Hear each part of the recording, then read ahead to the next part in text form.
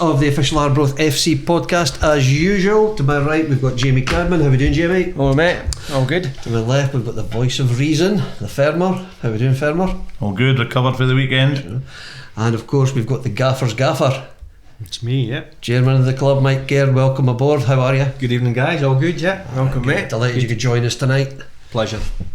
Usual format, we'll preview the last couple of games since the last podcast, look a wee bit ahead, but the main thing is just getting a good chat about the club, where it's been, where it's going, everything in between. Got a few fans questions. It's been the most popular in terms of fans writing in, so that tells you how popular you are. You're more popular than the players. Some belting questions.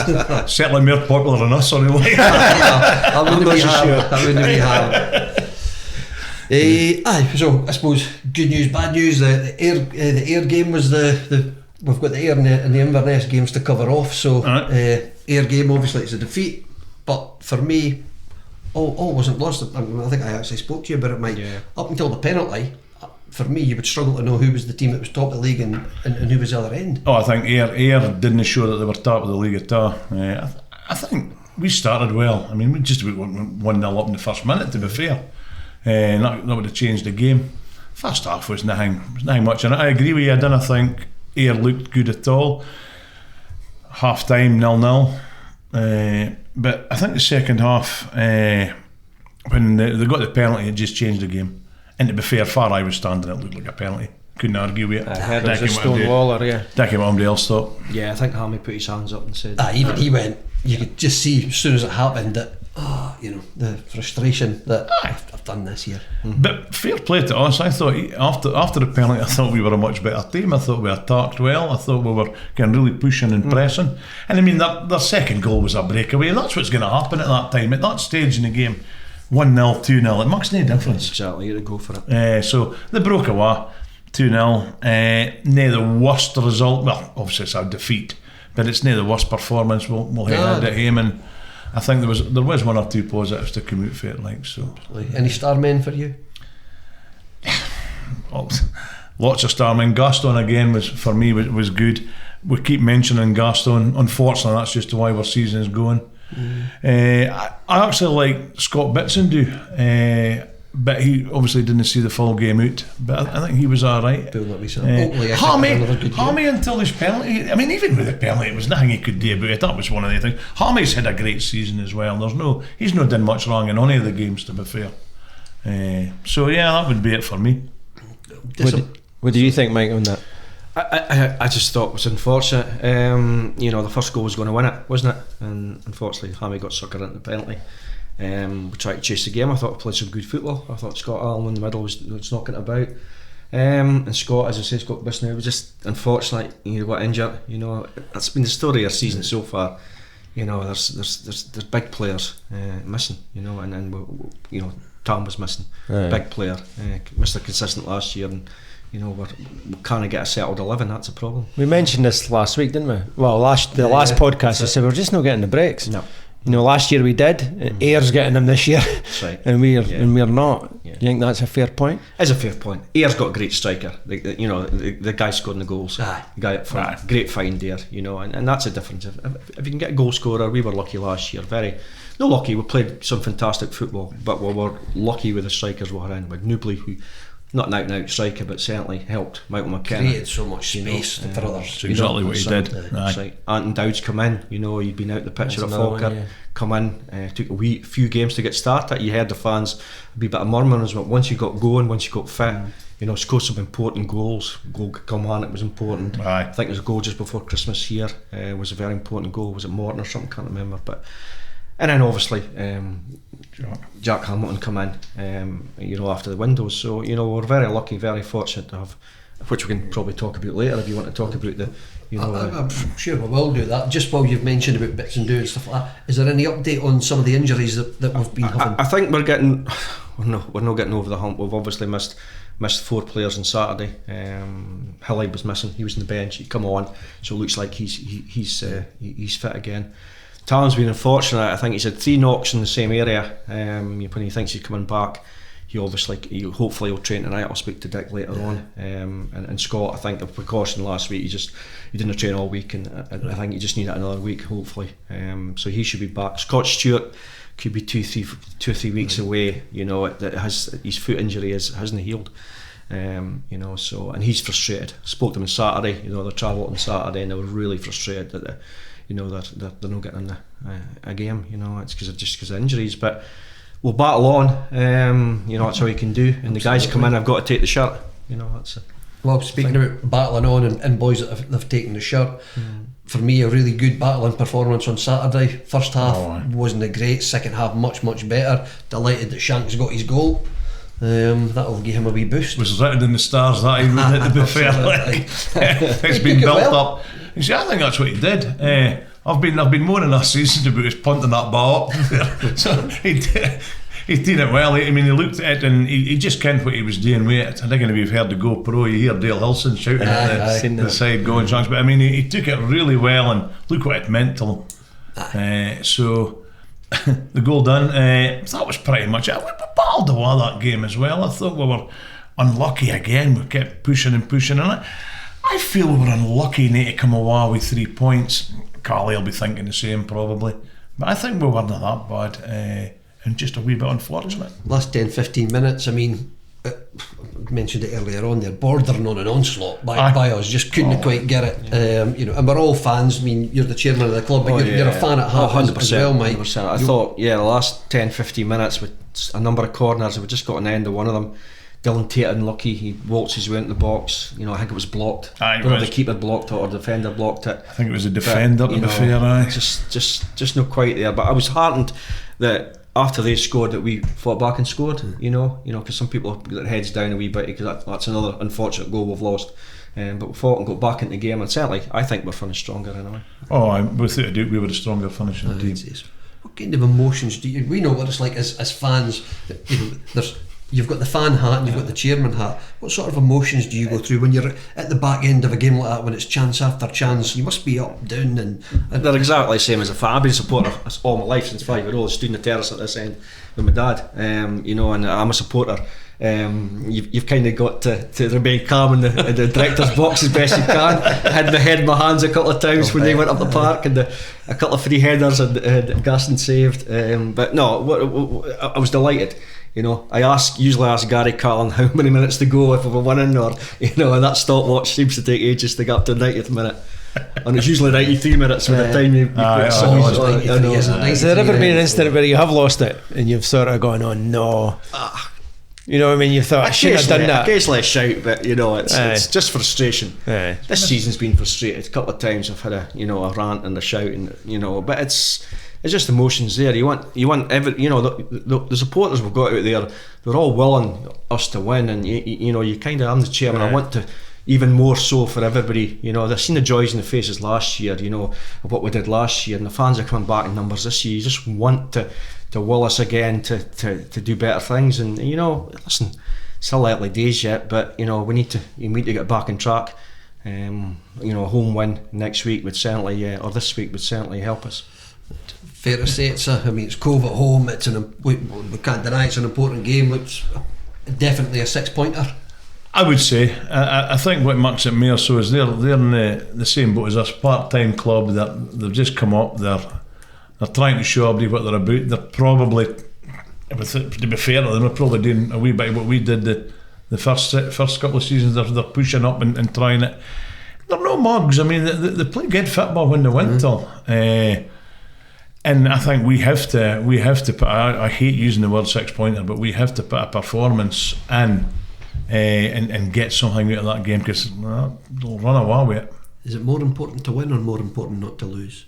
It's always important now. 3 points, what a difference 3 points make. You could get 3 draws and you think good results, but it's only 3 points.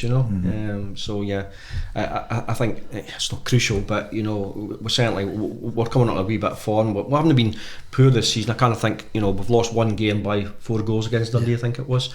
Even in that game, the last 10 minutes, we could have actually sneaked it and won it. So there's a lot of big scoring in the league. We're not losing many goals despite our injuries. So we just need to turn it at the other end and score a couple and get ahead of the game.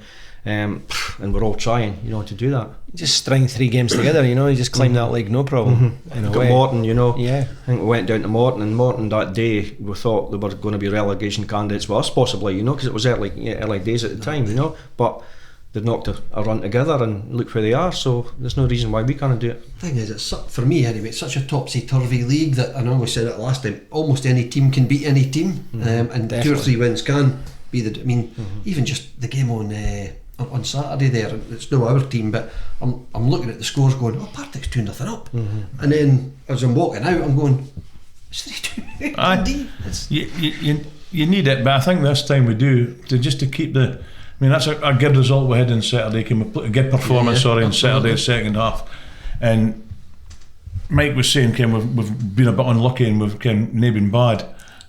Unfortunately, we're going to hate these wins, because if no, I feel that a lot of fight will stop coming, and you didn't want that. I think a lot of fight. Oh no, not at all. And we need a big win. The backing's important. On Saturday, fantastic. The backing so far this season, we're averaging 1,600 supporters. That's fantastic. Over 1,400 home. It's on Saturday. It's an opportunity for everybody to come out, and it would be great, to back the team as best we can. Like the last game at Ayr, I thought the crowd was fantastic. Yeah. And the numbers up on Saturday were great as well. With the rail strike, and I think it got cancelled, but folk had made their some folk noticed it was cancelled, Mike. Others didn't. You get what I mean? Like, had to get a lift home. Well, the things you pick up at the side of the A9, let me tell you. I might as well say Fermer was my knight in shining armour, gave us a lift down the road on the Sunday because the trains were all cancelled. And you will never hear the end of it. It was that or hitchhike. I'll tell you how big a game this is on Saturday. I was going to be missing it because I'm going to go on holiday, so I put my foot down the night and I told the wife we were biding for the game. So as expected, she said no, but we'll get the first 45 at least. You'll need to buy her flowers for that. Well played. So I know I'm looking forward to Saturday's game, to be honest with you. I really am, because I feel that we're probably on the road now. I just think we're agree, and I would urge, I'm sure everybody will say the same, we are coming into winter, and sometimes it's easy, especially if you're taking young ones to the game, to go, it's cold, it's this, it's that, the other. Come out, support the team. We need the back in, especially on a day like Saturday. We need it every week, but especially on a day like Saturday, it's such a vital game. Aye, I agreed. I'll cover what I think of that in my wee rant later on. What's a rant? Is there a rant coming? I've just remembered I was a wee bit grumpy about, so I'll bring it up later. Is it one rant or two? No, it's just one rant this time. It's a mild rant. A mild one.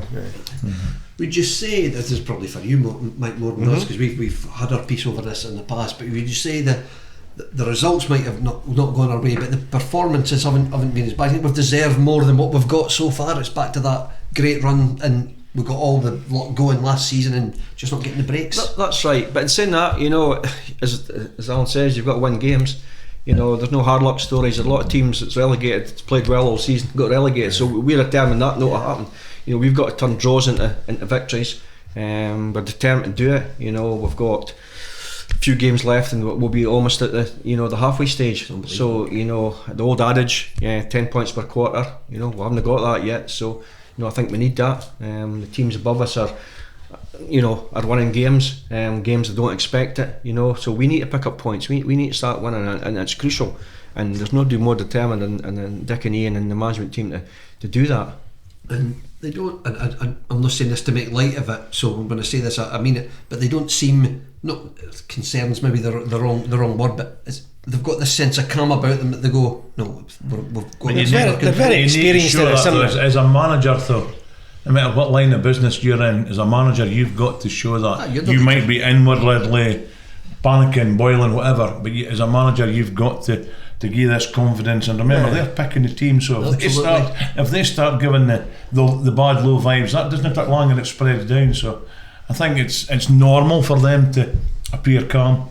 That's what I'm saying, it's not their first rodeo, is it? They've very experienced, done that, very experienced, been over this way before. They've been at this position but they've got faith in their players, and they know what the players, they can see them on the training ground, they know what they're capable of, and once we get them all back fit again, you know, we'll speak about the transfer window. You know, we're determined to back the manager best we can, and you know, there's free agents going about just now, but you've got to get the right one in, and you know, this time of year it's difficult. The transfer window's shut, and you've got to pick up a player who's a free agent, who's you know, for want to sign for a club for whatever reason, you know, he wants to play for a club, he's maybe not fit, or wanting too much money, or whatever. So you know, it's important that and we'll probably touch on it later on about recruitment, but the window will come back open in January, but between now and then we need to get as much points on the board as we can.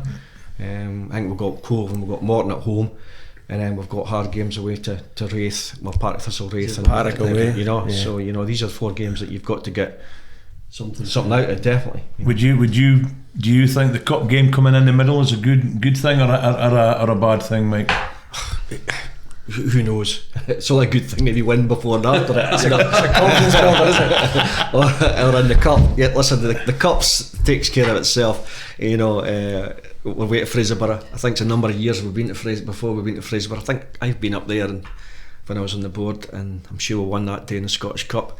It's a tight park, you know, and but we've obviously 2 games before that, you know, and it could be a distraction from the league, good or bad, but certainly it's you want to win every game, and then you've got that, and you've also got the Challenge Cup as well, against the Fermer or Celtic Bees, so you know. Actually, that's the 10th. So. That's the day before the 10th of December. 9th of December. It's a Friday night.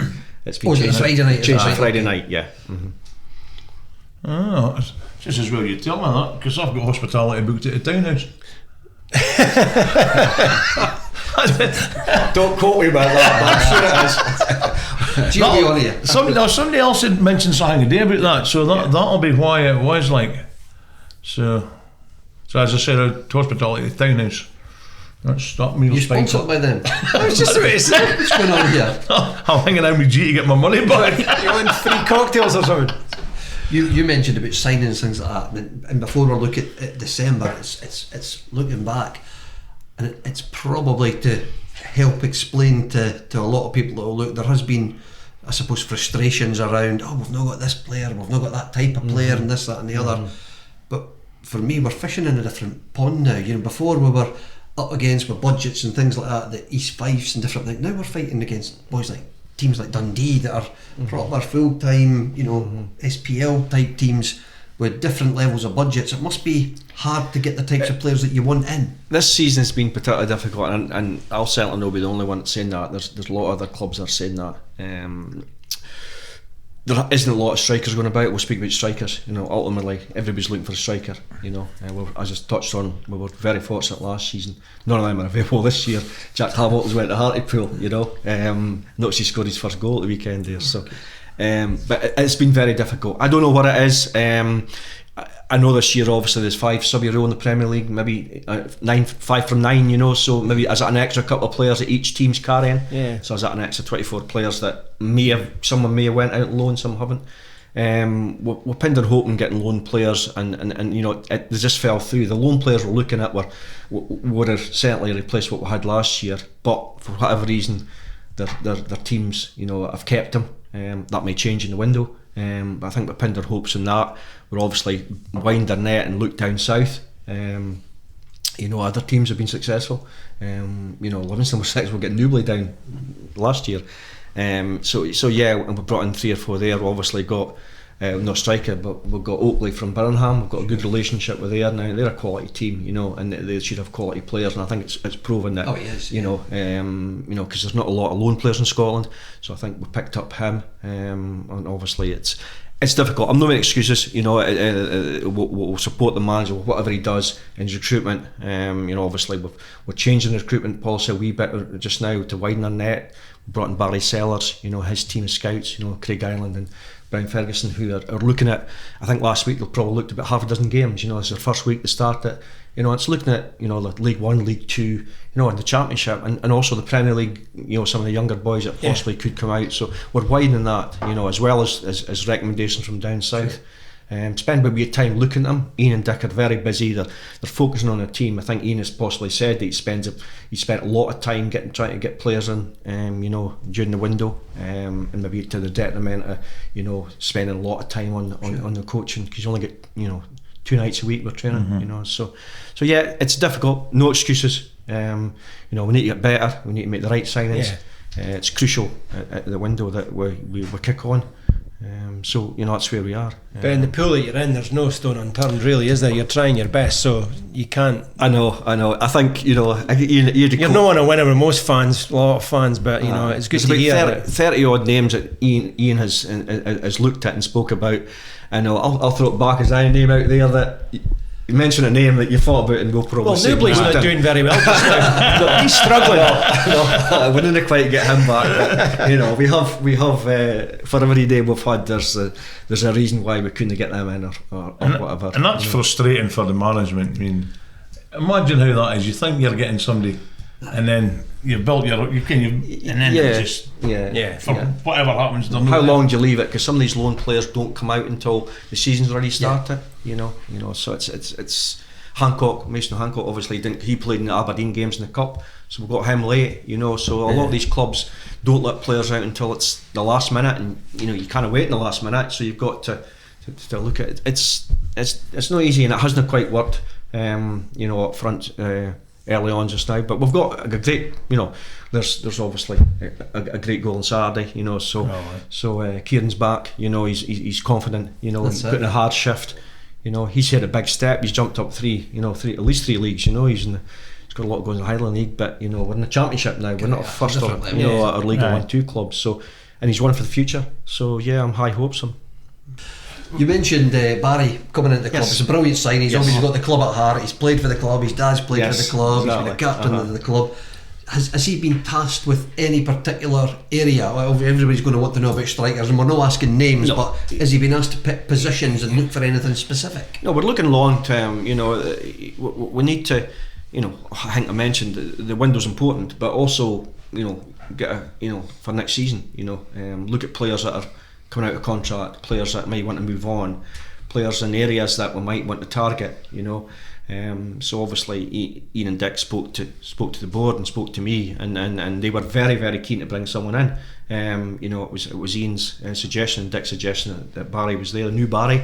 Barry's been working with Dundee and various other clubs, so you know, they got on well with Barry and they know what he's capable of, and he works hard. So he was a good fit. As I say, he's a past player. I watched Barry many times. He's told me he scored loads of great goals. I've seen him 1 or 2 great ones from. I think he scored it from the halfway line once. We discussed that at length. So he doesn't mention it. You know, he knows what we want. You know, we're perhaps a peculiar club a wee bit, and you know, we're not full time, but we're not part time. We have a hybrid. You know, we are touching on the hybrid. We've got four players who are full time more or less. You know, we have put them up in the town. We've got 2 flats. We brought them up from England. One of them's above St Tam's. I know. That can't be good. But you know, so and we're training full time. We look after them. You know, so we're peculiar in that way. You know, so you've got to look at the best players who want to be part time, and possibly the best players that are full time who want to, you know, a stepping stone. You know, possibly from down south and come up, but. You know, Barry has got a great knowledge and great wealth of experience and Craig Ireland and Bruce Ferguson as well, who are players in their own right and been involved with clubs in their own lot of years. So they are watching games and making recommendations to Ian and Dick. So it's a big step, that, because when you think about it, I mean, this might be wrong, but it's what it looks like to a fan. We go through the season, and then it's a kind of close season, and we deal with what we've got for the next season. That sounds good that we're looking ahead, to finish this season. We're actually thinking now where we're going to be. We've always, since I've been chairman, I wanted to look ahead, to interrupt guys, but I wanted to get players with long-term contracts and longer-term contracts, secure them, not this 1 year and go. You know, so we have done that with the existing players we've got, but some of them got older, you know, and you've got to look for replacements, you know. Jason Thompson, you know, obviously Jason Thompson moved on. We need replacements there, you know, and people like that, and you know, but can I say that, speaking about Barry, but the best recruitment team is Ian and Dick. Their vast knowledge of the game and Dick and Ian's contacts in the game has helped us get some fantastic loan players in, and that's down to them without a doubt, you know. And Bobby Lynn's got another 10 years in him, so at least something like that. Dick and that's Dick and that is, then again, you're on about recruitment. If they're Ian's that's recommending Barry, and because I think that's a great move. Yeah, man, it's a good fit, is it? Football, like you can. So, and they'll have different types of contacts. Absolutely. And Ian will probably know everybody round about, you know. But if Barry's being tasked to look in other areas, then you just don't know what you'll. There's always somebody hanging about somewhere that's can be found. Yeah, the net's wide there. Is it just signings, or is there going to be free agents that they would potentially look at as well, Mike, or just everything? We'll look at everything. You know, we have. You know, I could talk for hours about the amount of players that we thought were free agents and were possibly going to come in and didn't come in, and you know, the players that we're looking at, they have got other offers. You know, and a lot, 2 or 3 don't want to come from down south. You know, and League 1 and League 2 in England is a different ball game as some Premier League players I've seen leaving bigger clubs than us and going down south for what they perceive as a smaller club. But you know, the finances down there, the support down there. So you know, we've lost out on 1 or 2 that way. But you know, listen, we're looking at everything. And Dick has been successful with the loan so far. You know, Dylan Tate's, you know. And Scott Bitson has been a great signing. Mason, obviously, he was in and out. He'd been in and out of the team. I thought on Saturday, I thought he played really well. Didn't he come on? Yeah. When he came on, he was good. It's a tough gig. Like you were on about lower leagues down south, but like there's the non-league. They're pulling in 5,000 fans. That's you're battling against that as well. You know, it's tough. Yeah, that's right. On your new hybrid system that you're speaking about, you mentioned housing and that, and I think we saw it last week where the food was getting prepared. Look after the players. Is the original club, for example, Birmingham, have they got a say on the type of training and the type of food and that their players getting? Without a doubt, you know, if we want to get players from big English clubs, decent English clubs, you know, who will look after their players, we want to look after them just as well. You know, we want to attract them to come up north. It's not easy coming from Birmingham, say, you know, the northeast of Scotland. I'm sure myself's never felt that before. But you know, at the end of the day, it's easy. We want to look after them. We want to treat them well, and it makes it easier for them to play on a Saturday. He raved about the food, like he thought the food was tremendous. It was it's good to come and obviously they'll be doing their you'll have your own training schedules that Dick and Pink is sorted out. Yes, Kevin Middleton's is obviously helping do that 2-3 times a week, and then obviously train with the squad at night under the direction of obviously Ian and Dick with their training programmes. That'll be Kevin Middleton, that's Hospital man. Got another mention. Some of our other folk that I care why he is like, so just when you use his right name, nobody knows. Just clear something up for us, because I think a lot of people out there think that we're spending money in different areas and all the money's been spent off the park rather than on the park, but they're, am I right in saying they're 2 separate budgets? Totally. You know, at the end of the day, the infrastructure of the club's got to be right. You know, I'm big on that. I want to make sure that my legacy when I leave at the club is in safe hands, if it's financially sound, but also, you know, we're not spending everything on the team, and we've got a ramshackle stadium that nobody wants to come to. You know, we're a victim of our own success because we're getting a bigger club. We're attracting 2-3 times as many people as we did 4 or 5 years ago. And we want these people to come here and enjoy themselves. You know, we've put new roofs on the enclosures. We've you know, put tarmac. We've put new turnstiles in with toilets. You know, we're listening to what the fans say, and we're trying to improve off the park, because you know it's off the North Sea, and as soon as you paint something, 2 years later it needs to paint it again. So we want to lift everything to make it as enjoyable as we can come to the game. But that's totally separate from, you know, the playing budget. The playing budget in my time has never been so high. You know, this is by a mile the highest budget we've had for. But it's because we're in the championship and we're competing with other clubs, and we want to compete with other clubs. You know, and we can do it. You know, it's not as if we can't do it. So you know, the manager has. I've not had a conversation with the manager on he's only got so much left in the budget. You know, that if Dick wants to player, he'll come to us. We'll speak as a board, and the board will say, Dick, go ahead. We'll find the money for you. You know, we've got Paul Reid on board, commercial director, doing some fantastic work.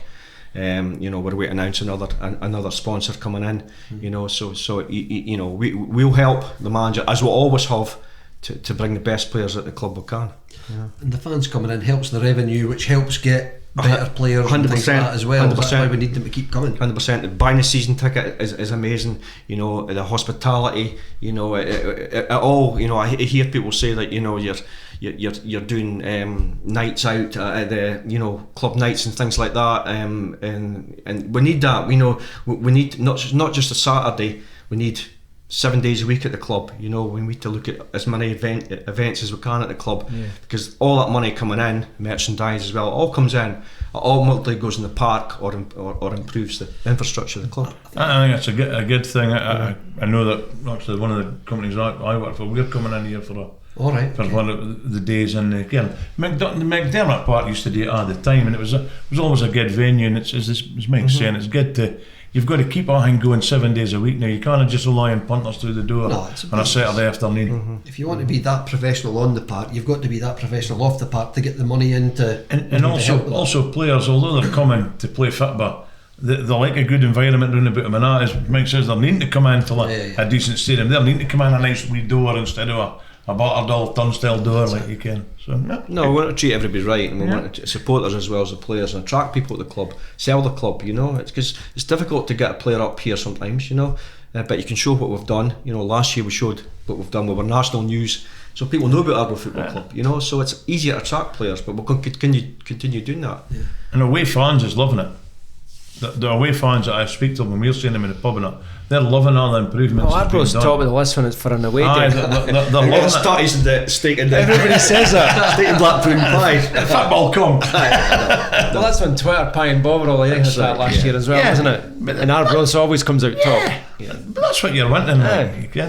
It's quirky in a way, right on the ocean. It's an old-fashioned stadium, not old-fashioned. We're trying to bring it up to date, but it's the one stand with the three sides terracing, which a lot of people don't get to see very often. That's it. It's a cool away day. You wouldn't have been too bad if you could do a home day with it. I know. I mean, what was the last time you was in? I worked too hard, mate. You'll be there for Cove. Can't do you could cover the second half for me on Saturday. There we go, that's it. What about the pies? I got to mention it, my dad won't let me. Why are they so expensive? No, that's a pie. I don't know, that's my dad, he says it every year. I think that's the normal price, is it not? Thank you. That's that settled. I understand that we have lots of discussions about the economy and it's difficult for the supporters. And we'd look at all areas. Well, obviously, you can buy a hot dog as a pie now, but it's probably the same price. But on the pies, is it a rule that's got to be put in tin foil now? Oh, I don't know. Health and safety. So they're in tin foil now, the pies. That's save you getting gravy all over your tin. I never thought pies on how you get a body like mine. He's in hospitality all the time. I noticed that they're in tin foil nowadays. I just wondered if that was I think it's about 2 years I've been in tin foil. It's the last time you bought like a pie. He's never had a pie. Okay. Would you say we're talking about pies, we've been joking about hospitality and things like that? Would you say we've been almost a victim of our own success to a certain extent? Hospitality had been getting stowed out.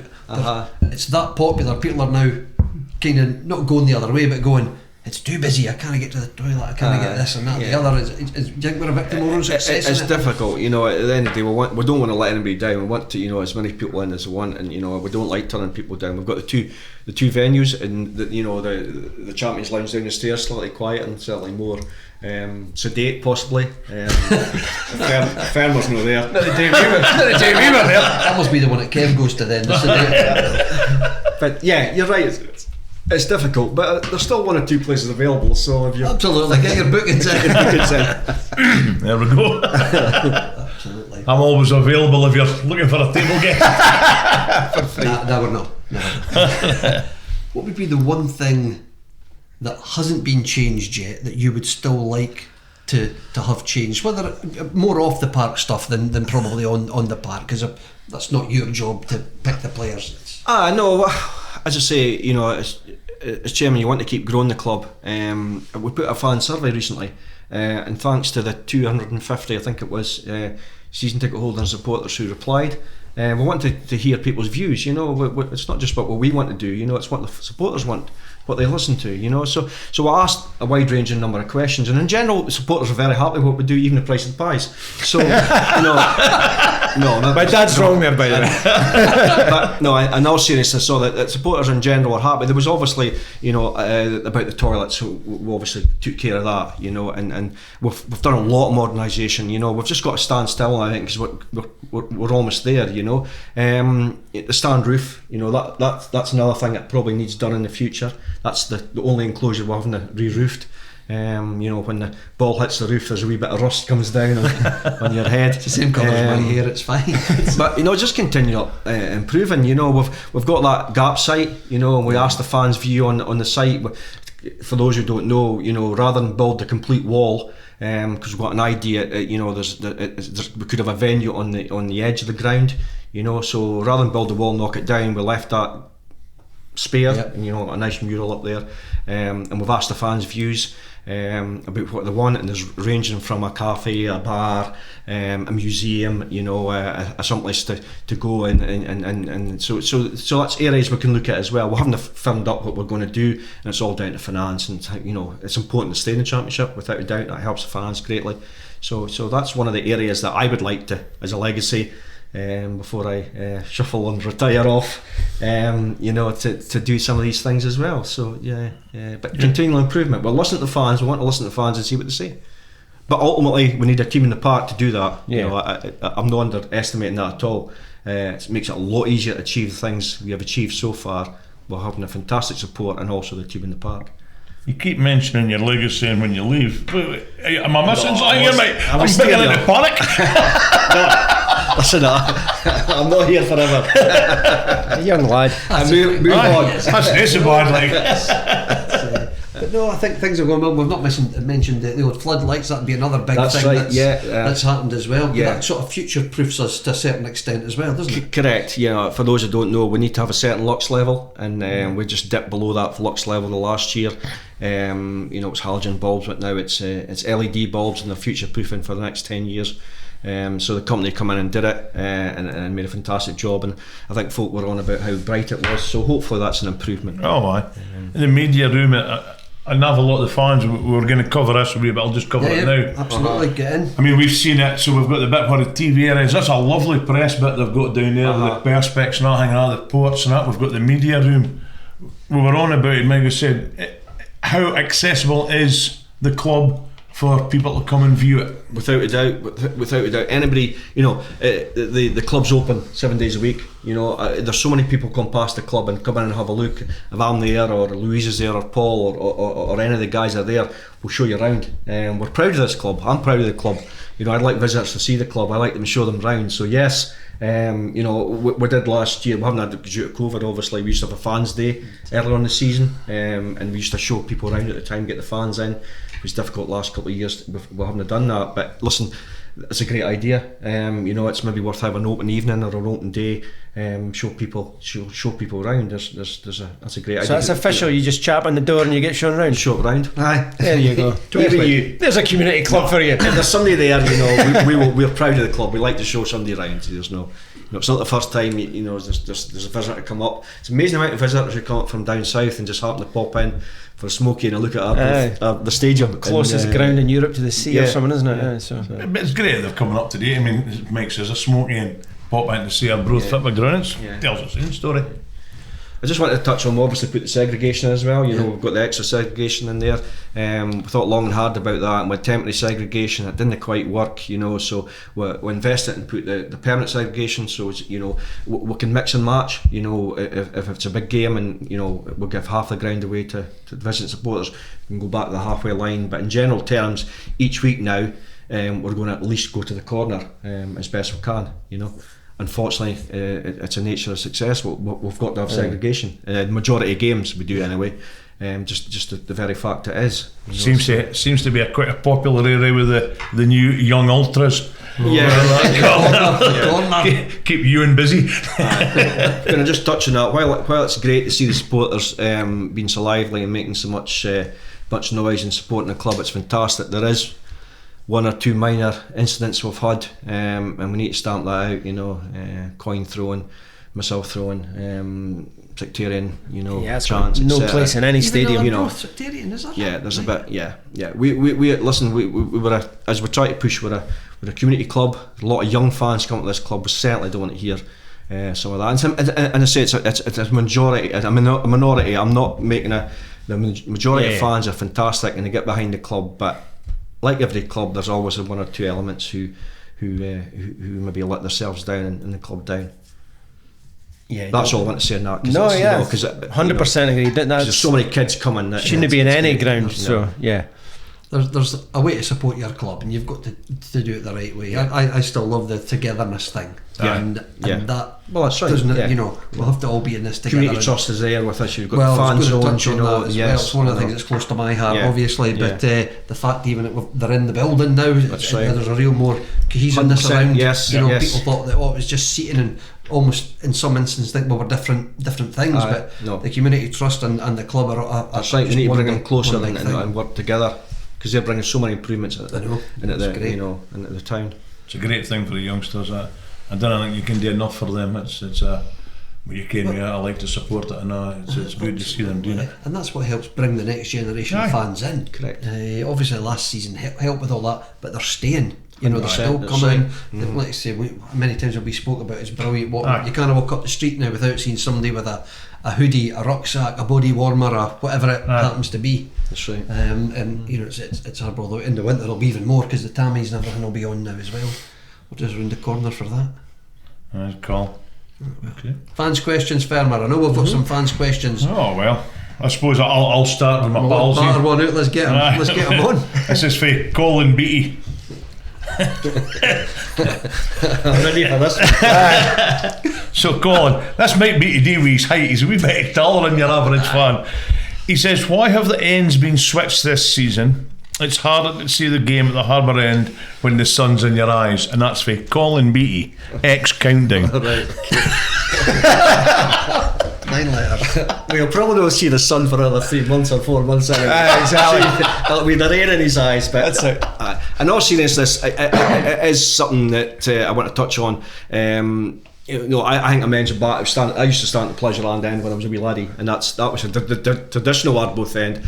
And I think throughout the years when the bigger games came and we needed segregation, all the buses and the supporters traditionally away clubs were at the Pleasureland end part of their cars. So obviously the home end was the town end where more supporters come in.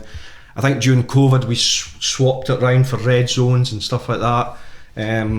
But we had, and then when the fans started coming back with a bit of criticism because the hospitality area is there, so that needs seating at that side of the ground, at the Pleasureland side of the stand, and it only limited, I think it was just over 100 seats for home supporters, and some of the season ticket holders were coming in, had to come in at 2 o'clock to get to get a seat, which was pretty unacceptable. So we switched it over, and we're getting, obviously I think there's about over 300 seats you can get in the town end of the ground, and most of them are actually reserved with season ticket holders. So I think we've listened to our supporters' concerns there.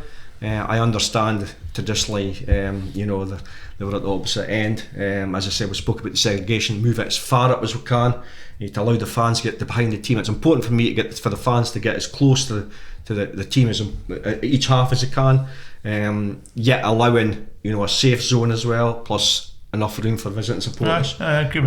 So yeah, I can only apologise to Colin. I'll buy him a pair of sunglasses. Might not buy red lichty sunglasses. They'll be in the shop for next week. I'll be at Tracy and Paul Reed's already got that. Instead of Ray-Ban, you've got Lichty Man. That's really... That makes sense. That makes total sense. It's no easy, and it's... There was another famous ground to do that, you can. But Audrey did that, because they used to, your fans, you might not have the buses for... Right, used to stand at the back of the hill, and... because they had just mixed up the Merton Road end, it would have been Aberdeen fans would have been naturally in the beach end.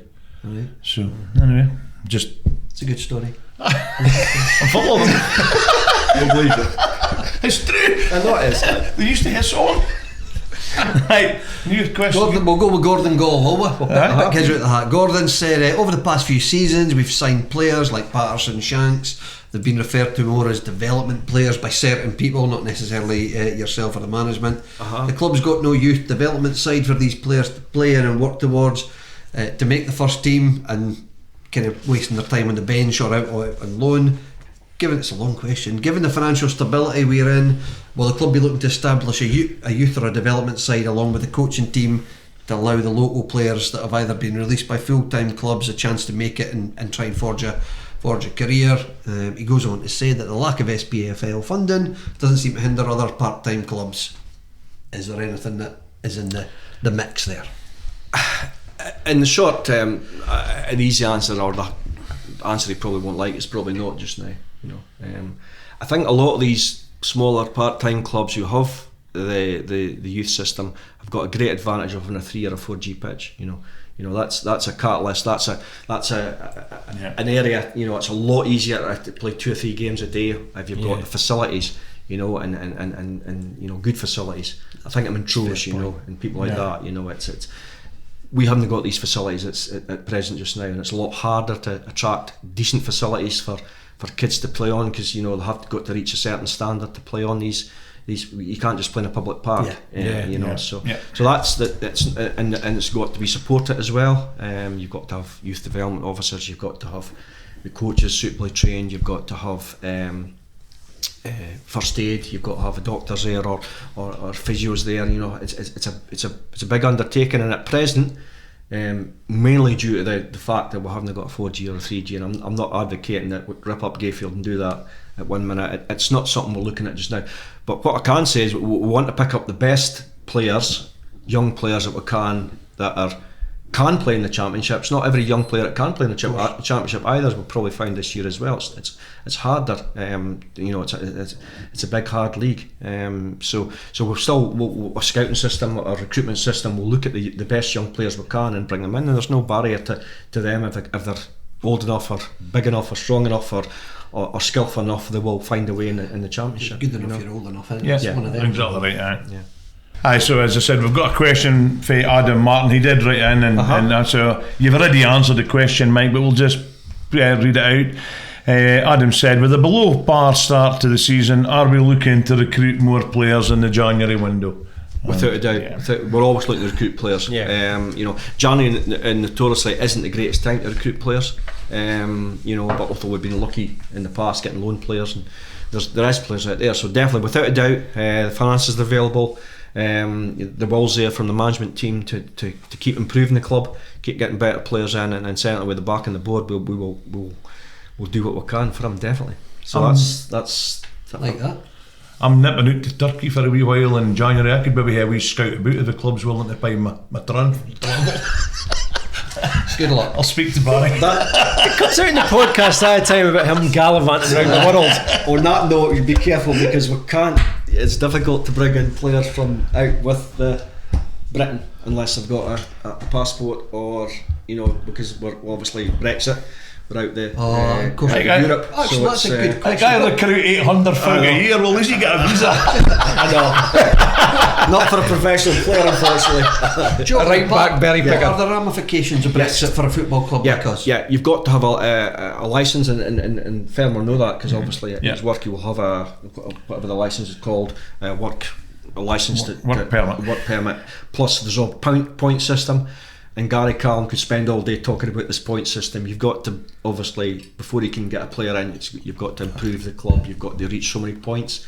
With his background and his experience, and etc. So and wage will be important as well. We haven't. We've applied for the licence because it's a new thing. It's come upon us.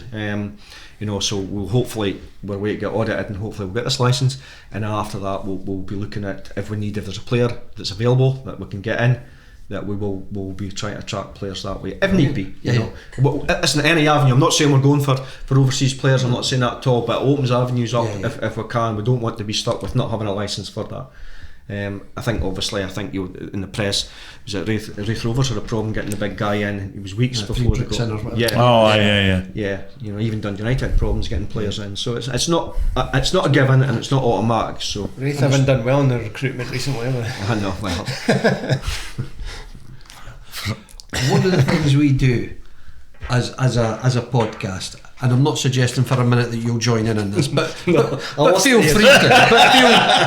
free to, as we have a who's the best chanter in the dressing room competition. Right. You're welcome to have a little shot and challenge the lads, or alternatively, because you'll have heard them all, no doubt. Who do you reckon is the best chanter? At the minute, we've got Bobby Lynn probably in the lead. Marcel, I've got a bone to pick with him because he did a wee stint on the bus there. Did you hear that? Was he alright? Was he? No, he was hopeless. He's a better player than he is a singer. Let's just put it that way. Who have you heard that you think, dear, he's no bad? Bobby could sing it a drop of heart. He was using any excuse. He was alright, like. I've never really heard many. I think obviously there's an initiation ceremony that you've got to sing a song, and I think there's varying degrees of expertise. But I've not heard any of them, to be quite honest. And but no, I think Bobby would be certainly. He's only got one song though, Bobby. I think. Oh no, we made him sing. He did a couple. Called? I don't care. Can't remember. He says he wants to come back on, and he's won a hit list. Is he? He's won a Christmas album.